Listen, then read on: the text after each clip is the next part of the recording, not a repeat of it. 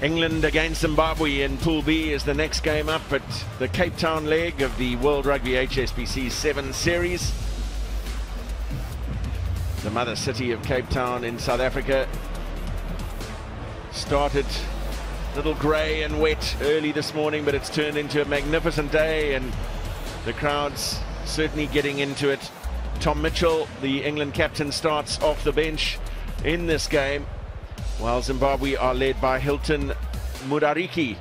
Zimbabwe 26-5 loses to South Africa in their opening game of the campaign. England coming back from a significant deficit against Kenya in their opening game. Dan Bibby converting a late try after the hooter to earn them a 17-all draw.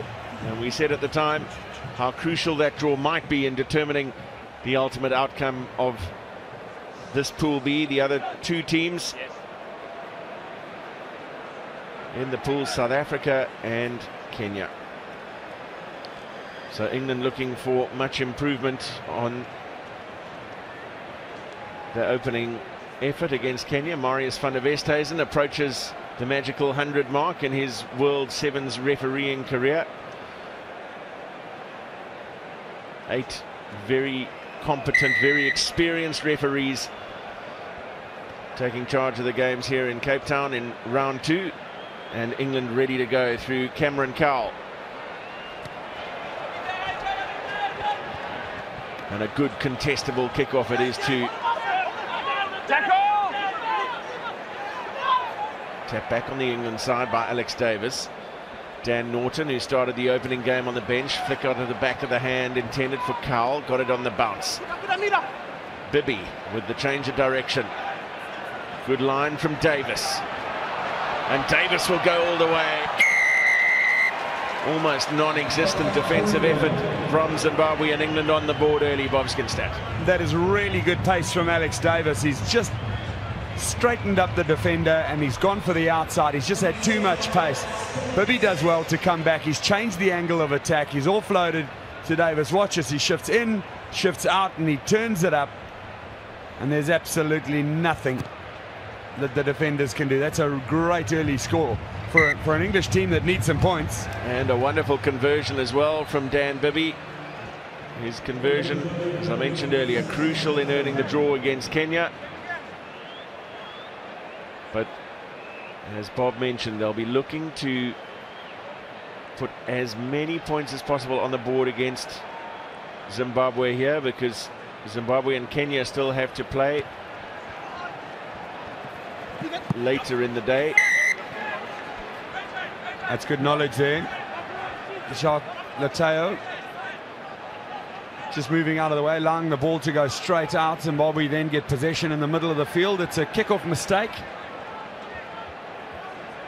South Africa and Kenya face up in the game immediately following this one. Zimbabwe operating from depth. Letao lost it forward in the contact. Turnover for England. Advantage played by Marius van der Westhuizen, none forthcoming. Nothing wrong there, no advantage for the knock. Yeah, a little mistake there from Boyd Rouse. He had a couple of nice contributions in their first game, and he's come back there and he's taken his eyes off the ball. Look at that, the super slow-mo is not very forgiving. Matt, when you can see at that extreme slow-mo, you can see where the eyes are pointing, you can see how the body's moving. England take a short tap. Too much movement in the scrum early on from Zimbabwe, so Marius van der Westhuizen quick to award the free kick. And then Zimbabwe not rolling away from the tackle area. Hilton Mudariki, the player penalised. England taking their time, looking to work a set play here. James Rodwell with the ball. Let's go. And Rodwell away for Cowell. Then Bibby. Good little burst of acceleration, and the offload for Phil Burgess is good. Burgess stepping. Playing advantage. Massive opportunity here for England if they can get it wide. Scramble defence did well on Davis, but eventually released for Dan Norton. And England in for their second through Alex Gray.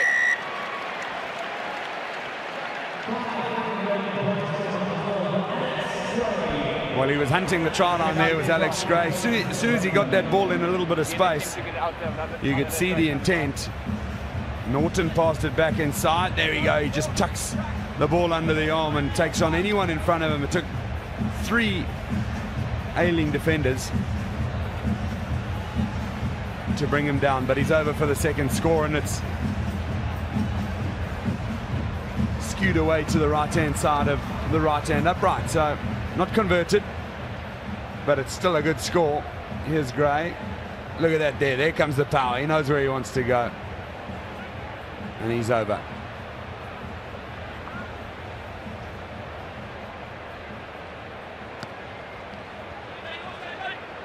For almost all of these Zimbabwean players, the last time they saw international sevens action was at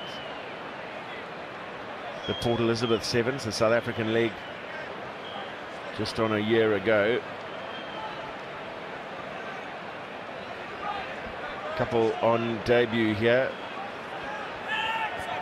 Takudza Francisco, Umkululi and Khlela, and Rihanna O'Neill on debut for Zimbabwe at this tournament. O'Neill grabbing a try against South Africa in his debut tournament. Just a sniff of an opportunity here. Tambuera taken towards touch. Nice little show of pace from him. He was taking on Norton, who's a well-known speedster. They couldn't take that line out quickly because they've been touched by another player, so it's going to come back for a set piece here. Just another warning there for Davis, I think it was. Move the leg out of the way at the ruck. Rodwell towering above the others.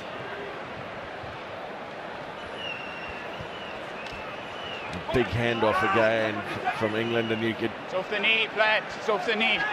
Yeah, Marius van der Westhuizen saying there was no knock on there. It came off the knee of one of the England players. Some poor basics there from Zimbabwe, and Jabulo and Glovo. Oh, he's better than that. We've seen him, Glovo, play at a couple of tournaments, Matt. He's much better than that. I think he just had lazy eyes there. Look at this. The ball is dropping quite fast away from him, but he's just sort of thought that he's got it before he's actually gone through the motion of catching the ball. So he'll be disappointed with that. England, bit of a chance to attack here, though. They've got the whole width of the field with Norton looking hungry in the Cape Sunshine for some space and some ball to do something with it. Perhaps a final opportunity here for England in this first period. Rodwell to ground. Good tackle, Letao. It's a squeeze ball, holding on. Squeeze ball. It's a good contest on the ground from Zimbabwe, earning themselves a late penalty. Yeah, Letao and Rouse combining.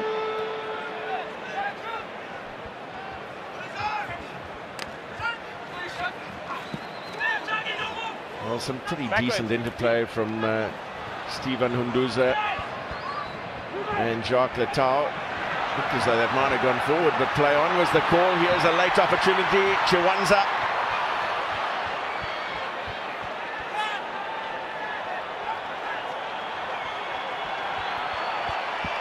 Beautiful step from Hunduza. Men out to the left for Zimbabwe. Need to go through the hands. It does, but has it gone quick enough? Boyd Rouse didn't quite back himself at first.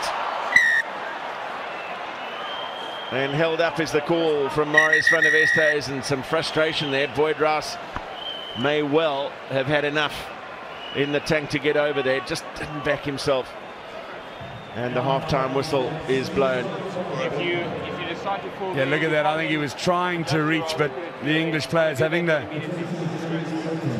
experience and knowledge to go for the ball and stop him. I think if he'd gone for the first go, he might have squeezed over in the corner. And a good held-up tackle by Dan Bibby as well. 2 tries for England in the first half. They lead Zimbabwe by 12-0 at half-time.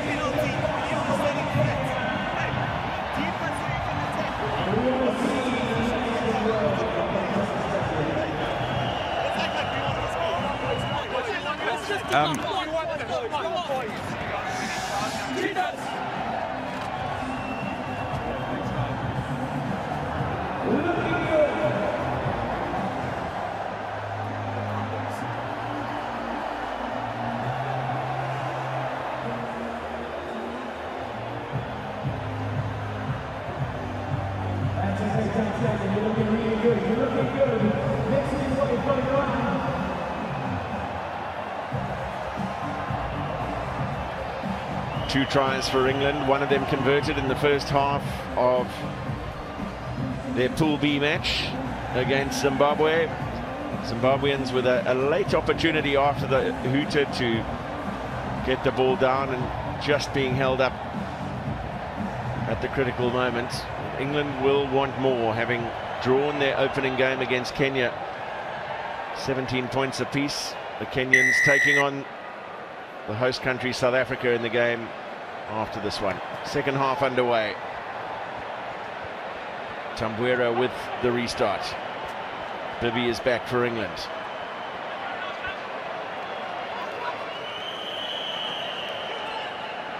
Alex Gray, one of the try scorers, with some strong work, but competitive at the breakdown at first. Burgess comes away with it for England, then Rodwell, and then Bibby. Some good interplay here.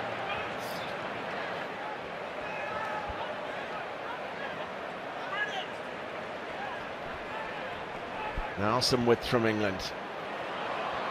And creating the space in the middle for Alex Davis. Already one try for Davis in this game, and he'll go over for his second. Perfect start to the second half for Simon Amore's men.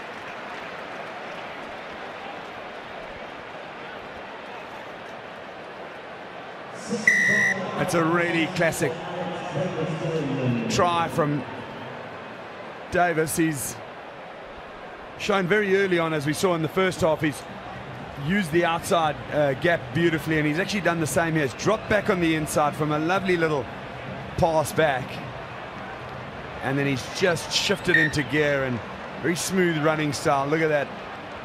He almost didn't even need the fend. He pretty much had the win in terms of the foot race there, and he's come around to make it a really easy conversion. And the English side look really classy when they're in control, and when they're doing it on their terms, they can look really, really, really good.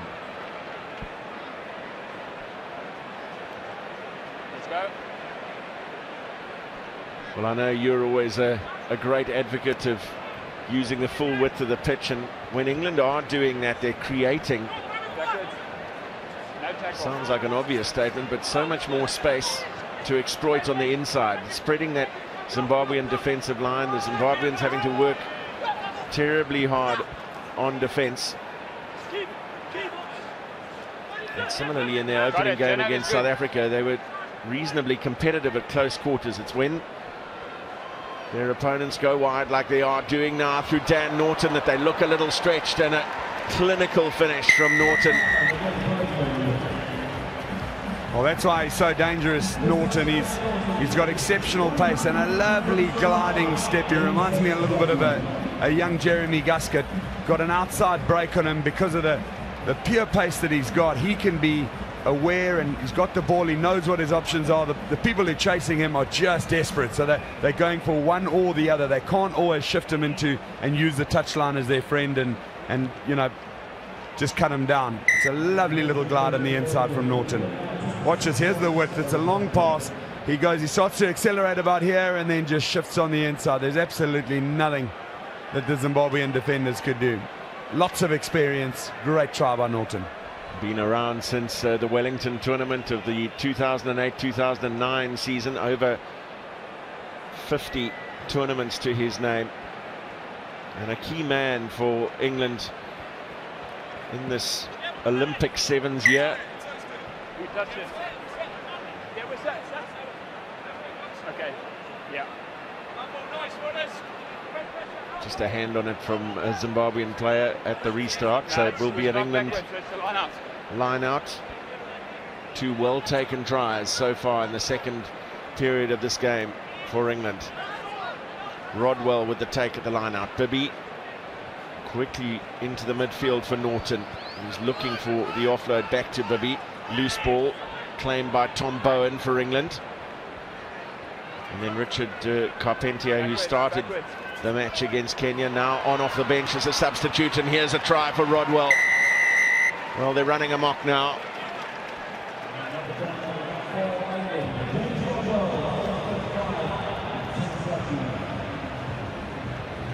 Look at Rodwell's fend there. He's just so strong. I mean, he's brilliant in the lineouts and from the kickoffs.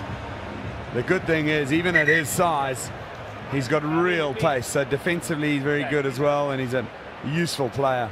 Nice try by the big man. Bibby's been so accurate with his kicks. And as the stadium fills up, we can pleasingly report that the numbers keep climbing in terms of tickets sold, and not a bad showing. South African crowd here for the first day out of the HSBC World Series of Sevens in Cape Town. The turnstiles are reporting more than 48,000 people who've turned up. And aren't they having a treat? Brilliant at the restart from de Carpentier. Got his pass away for Warwick Lamert. Okay, no, wait. There's an extra roll which I can't allow. No, it's a knock. It's a knock. Sorry, Josh.